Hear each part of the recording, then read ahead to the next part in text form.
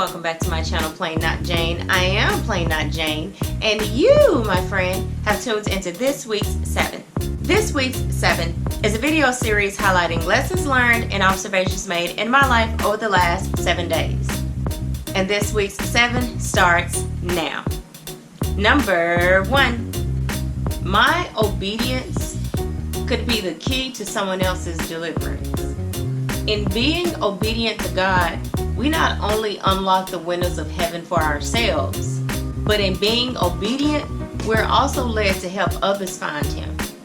That's a lesson that I've learned recently, and it's kind of heavy, to be honest, knowing that my obedience to God not only affects me, but it affects other people. Really reiterated how important our callings are and how important it is for us to actually walk in our purpose.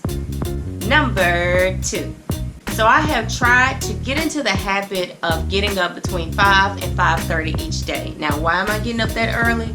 I get up that early so that I can actually have a little bit of peace before my day revs up. You know, I get up, I can shower without rushing, I can, enjoy my morning coffee, I can write, I can study my Bible, I can meditate, I can do some exercise, I can do absolutely nothing. But getting up that early has actually given me more hours in my day. And quite honestly, I'm really enjoying getting those extra hours.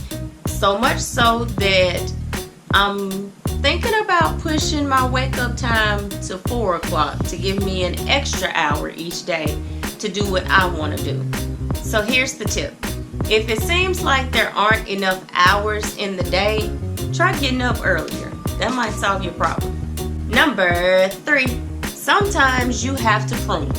And I'm not just talking about trees. I'm talking about people, relationships, connections, and even obligations.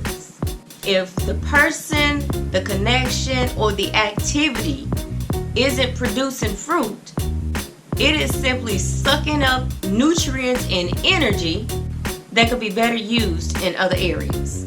So if it ain't making fruit, good fruit, prune it. Number 4. Just because you can DIY it doesn't mean that you should. Now, a couple weeks ago, I went to a nail salon and I got a mani-pedi, and just being honest, I really could have done my own mani-pedi at home. I have all the equipment, I have all the gel polishes and base and acrylic and polygel and the lights and all that stuff. Like I have everything that I need in my house to do a full-on mani-pedi. But I needed that kid-free time. I needed my hands and feet and arms rubbed on by some stranger. I didn't realize how wound up and how stressed I was until I wasn't as wound up and as stressed. And I'll be honest, like, I had 2 women working on me, and the way they were rubbing on my feet and my hands and my legs, I nearly fell asleep twice. So, I wouldn't have got that if I was doing it myself at home. So just because you can do it doesn't necessarily mean that you should. Sometimes there's a huge benefit in letting someone else do it for you. Number 5. Please stop having full-on conversations in public on speaker. Here's the thing. I don't want to hear your conversation. I don't want to hear you talk about other folks' business. I don't want to hear you cussing and fussing and griping and complaining. I don't want to hear it. Look, I came to the nail shop to get my nails done and to have a little peace and quiet and to watch whatever foreign soap opera or sport they got playing on the TV. I don't want to hear your messy conversations. Number 6. Learn the difference between being familiar and being a friend. Some of these folks that you think are your friends really aren't. They're just familiar because you've been around them or you've known them for so long. And that's okay if they're familiar. I mean, Everybody isn't supposed to be your friend. And finally, number 7. Friendships aren't the only ties or connections that you could or should have with people. You can have a mentor-mentee relationship. Your mentor may or may not be your friend, but they do add value. And that makes that relationship valid. You could have an acquaintance.